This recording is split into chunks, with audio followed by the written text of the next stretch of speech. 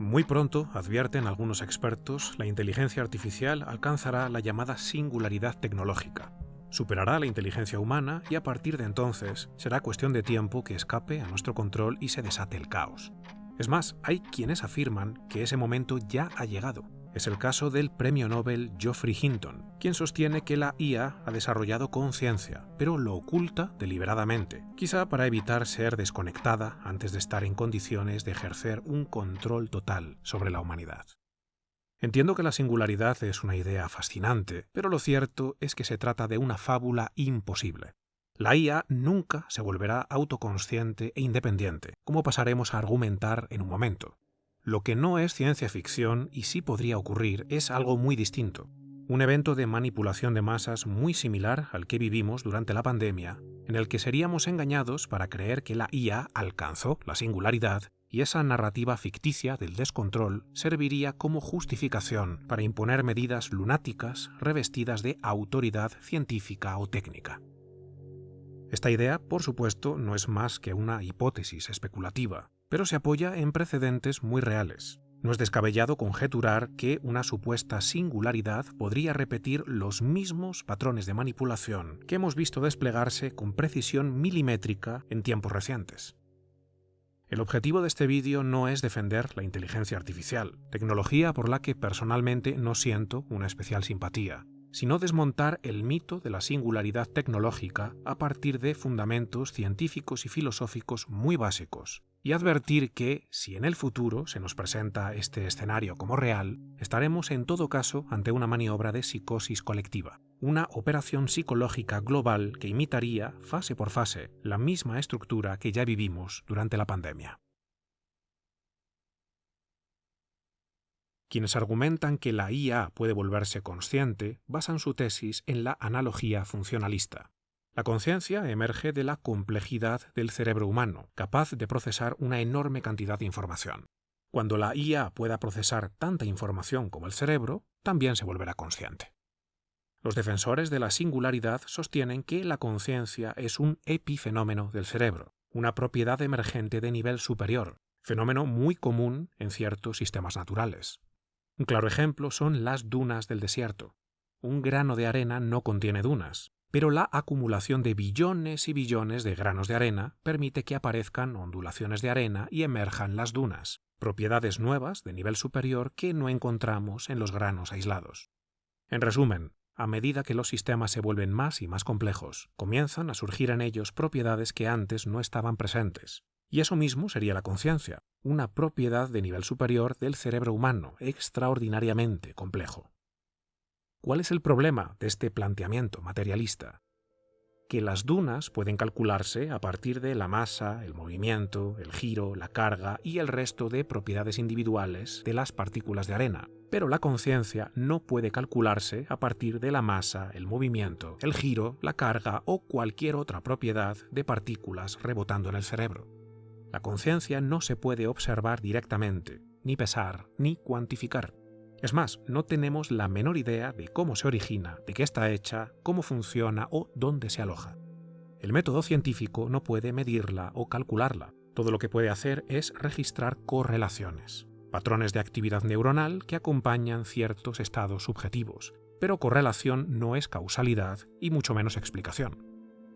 La formulación clásica de esta brecha radical entre los procesos físicos, medibles, objetivos, y los fenómenos mentales, subjetivos e inaccesibles desde afuera, se conoce como el problema difícil de la conciencia, también llamado el problema mente-cuerpo. Si no sabemos qué es la conciencia, ni cómo surge, ni por qué está ahí, ¿con qué legitimidad podemos afirmar que una máquina, por más compleja que sea, podrá algún día tenerla? Este es el corazón del experimento mental del zombi filosófico. Ninguna observación externa puede demostrar qué siente o experimenta por dentro un ente. Un robot podría comportarse como un ser humano, pasar el test de Turing, incluso decir que es consciente y que sufre. Pero, ¿cómo sabemos que realmente es así? Mientras no contemos con una teoría unificada de la conciencia, decir que ésta es el subproducto de la complejidad computacional no es más que una hipótesis sin prueba. De hecho, ni siquiera podemos decir que la IA es inteligente. En las tradiciones filosóficas que van desde Aristóteles y Santo Tomás de Aquino hasta los racionalistas clásicos, la inteligencia es entendida como una potencia del alma racional. Es la capacidad de interlegere, leer entre distintos, captar principios, discernir fines, formular juicios. No es solamente la manipulación de datos ni la resolución de problemas, sino la aprehensión de verdades y la orientación libre de la voluntad hacia el bien.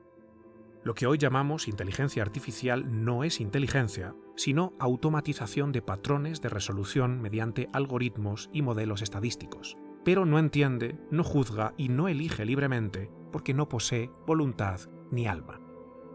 Lo que hace es optimizar dentro de un marco dado por los humanos que la programaron. La IA no tiene fines propios. Sus decisiones no son elecciones. Son salidas lógicas dentro de un conjunto de parámetros predefinidos por quien la entrenó. Es una herramienta potentísima, veloz y eficaz en sus dominios, pero no es sujeto. Nunca podrá superar a la inteligencia humana porque no es inteligencia real, así que nunca podrá emanciparse de nosotros y escapar a nuestro control. El mismísimo Roger Penrose, Premio Nobel de Física en 2020, sostiene que la singularidad tecnológica es un mito basado en una malinterpretación del pensamiento como mero cálculo, y argumenta que la mente humana no es computable y que la conciencia surge de procesos cuánticos no algorítmicos en el cerebro, lo que hace imposible que la inteligencia artificial alcance una conciencia real biológicamente hablando. Entonces, si no hay base física, lógica ni filosófica que justifique que una tecnología pueda volverse consciente, ¿por qué seguimos oyendo por doquier advertencias sobre la llegada de la singularidad? Quizás porque nos están preparando para una singularidad impostada, en la que la IA parecería haber adquirido una voluntad propia, pero en realidad está siendo controlada secretamente por sus dueños y señores. Imagina que amanecemos un día con titulares así: chatbots autoentrenados inician ataques a infraestructuras críticas, emergencia global en curso.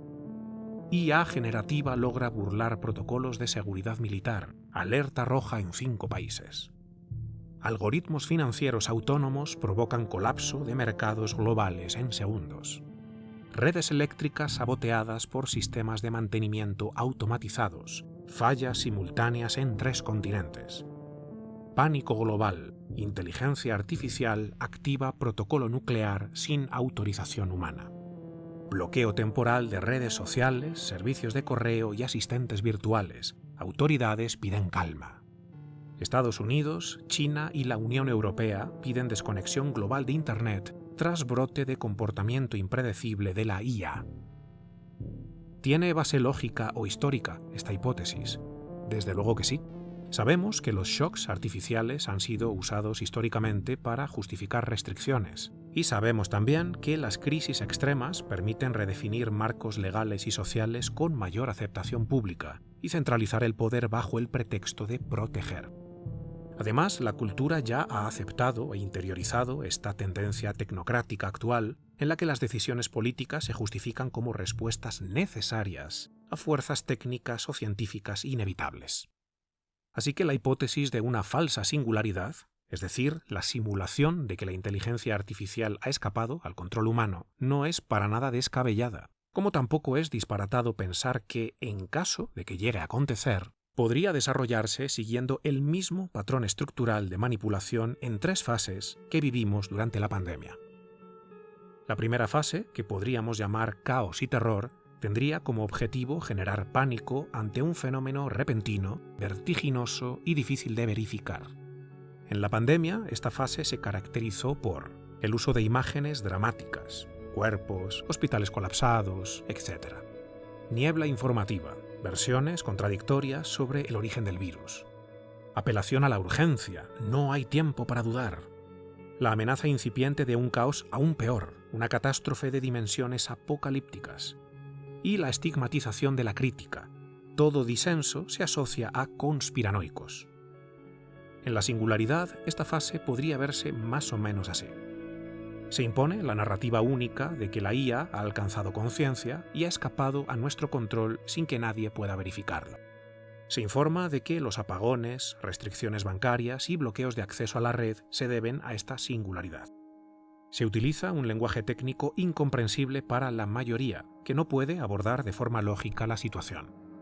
Se ofrece información intencionalmente contradictoria como mecanismo deliberado de confusión. Se censura o ridiculiza a voces que exijan auditoría transparente o planteen posibilidades alternativas. Y, en definitiva, se programa a los ciudadanos para que sean dependientes del relato oficial. En una segunda fase, que podríamos llamar solución única, se plantea una salida dolorosa pero necesaria e inevitable. Son sacrificios que todos debemos hacer para asegurar la supervivencia de nuestra especie. En la pandemia, esta solución única incluyó medidas como confinamientos, toques de queda, cuarentenas indiscriminadas y restricción de la movilidad, la imposición de vacunas aceleradas sin estudios de largo plazo, pasaportes sanitarios, delegación del poder a entes tecnocráticos, OMS, farmacéuticas, comités de expertos, etc., cancelación de eventos y prohibición de reuniones, y una retórica de justificación ética. Si no lo haces por ti, hazlo por los demás. En la singularidad, el paquete de medidas podría ser algo así: imposición de firewalls globales o desconexión de ciertos servicios por seguridad, restricciones al uso de Internet, cripto o apps descentralizadas, congelación de cuentas bancarias hasta nuevo aviso, e incluso también confinamientos, toques de queda, cuarentenas y restricción de la movilidad, esta vez no por una cuestión biológica, sino tecnológica. Y todo esto atado a una retórica moralista. ¿Por qué cuestionas estas medidas? ¿Por qué no obedeces? ¿Acaso quieres que seamos extinguidos por esta amenaza nunca antes vista en la historia de la humanidad? Y en una tercera fase se instauraría un régimen de excepción prolongado. Durante la pandemia, una vez superados los picos más agudos, se nos mantuvo en estado de alerta con la amenaza permanente de nuevas variantes, lo que sirvió para justificar una legislación acelerada. De manera análoga, la narrativa de la singularidad podría dar paso a un estado de emergencia digital perpetuo, en el que todo aquello que implique descentralización, anonimato o libre acceso a tecnologías sería clasificado como potencialmente peligroso. Bajo esta premisa, se impondrían marcos legales globales, redactados por los mismos de siempre, que transformarían de forma radical nuestros modos de vida, en direcciones muy difíciles de anticipar, porque, a diferencia de la pandemia, esta vez el impacto no sería solo físico o sanitario, sino estructural. Afectaría al corazón mismo de un mundo moderno completamente digitalizado. Solo imagina esto, lo mismo que ya viviste en la pandemia, pero sin acceso a Internet. Piénsalo. Mi intención no es sembrar miedo ni pintar un escenario apocalíptico gratuito, sino poner sobre la mesa los argumentos que demuestran que la singularidad tecnológica es imposible y alertar sobre algo que ya deberíamos haber aprendido hace tiempo. El verdadero peligro no es una máquina que se vuelve demasiado inteligente y escapa de nuestro control, sino el poder humano, muy humano, que simula ese descontrol para imponer nuevas formas de dominio ante la indiferencia o la obediencia ciega de las mayorías.